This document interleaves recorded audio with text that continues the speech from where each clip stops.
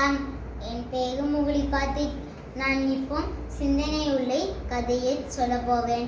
ஒரு ஊரில் ஒரு ராஜா இருந்திருக்காரு. அந்த ராஜா நைட்டு போல் தூங்கிக்கிட்டு இருந்திருக்காரு. அப்பம்போது அவருக்கு ஒரு கனவு வந்திருக்கு. அந்த கனவுல அவரோட பல்லுலாம் கீழே விழுந்த மாதிரி கனவு காண்டிருக்காரு. அவருக்கு ஒரு ராஜா வேறு. அவருக்கு பல்லு ரொம்ப முக்கியம். அதனால அவருக்கு ரொம்ப கோவம் வந்துடுச்சு. அந்தோடனே அவருக்கு ஒரு ஜோசியரை கூப்பிட்டுருக்காரு. ஜோசியரை கூப்பிட்டு அவர்கிட்ட கேட்டுருக்காரு, எனக்கு பல்லாம் விழுந்த மாதிரி கனவு வந்திருக்கு, இதுக்கு பலன் என்னது அப்படின்னு அந்த ஜோசியர்கிட்ட கேட்டிருக்காரு. அதுக்கு அந்த ஜோசியர் சொல்லுகாது, எல்லா டீட்டெயிலும் கண்டுபிடிச்சிட்டு ஜோசியர் சொல்லுவாங்க, ராஜா உங்களோட மனைவி உங்களோட சொந்தக்காரங்க அவங்க எல்லாருமே உங்களுக்கு முன்னாடியே இறந்துக்குவாங்க அப்படின்னு சொன்னனால ராஜாவுக்கு ரொம்ப கோபம் வந்துடுச்சு. அதனால இந்த இவனை ஜெயிலை தூக்கி போடுங்க அப்படின்னு சொன்னனால அவங்க ஜெயிலை தூக்கி போட்டாங்க.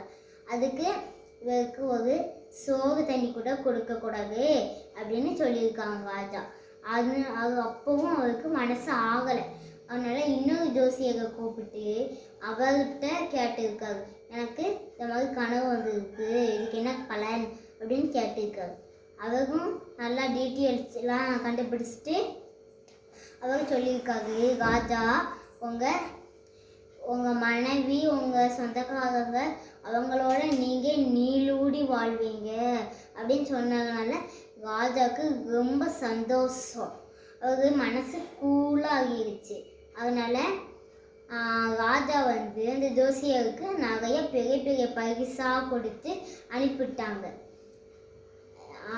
இந்த கதையிலேருந்து என்ன புரியுது, அவங்க ரெண்டு பேருமே ஒன்றே தான். அவங்க ரெண்டு பேரும் சொன்னது சிம்பிள் தான். ஆனால் ஃபஸ்ட்டு சொன்ன ஜோசியர் என்ன சொல்லியிருக்காரு, எல்லாருமே இறந்து போயிடுவாங்க அப்படின்னு சொல்லியிருக்காரு. செகண்ட் ஜோசியர் சொல்லியிருக்காரு, உங்கள் சொந்தக்காரங்க உங்கள் மனைவியோட நீங்கள் நீளூடி வாழ்வீங்க அப்படின்னு சொல்லியிருக்காங்க. அவ்வளோதான். இந்த கதையிலேருந்து என்ன புரியுது, நம்ம பேசும் வார்த்தை கவனமோட பயன்படுத்தினால் வாழ்வில் வெற்றி ஜெயிக்கலாம்.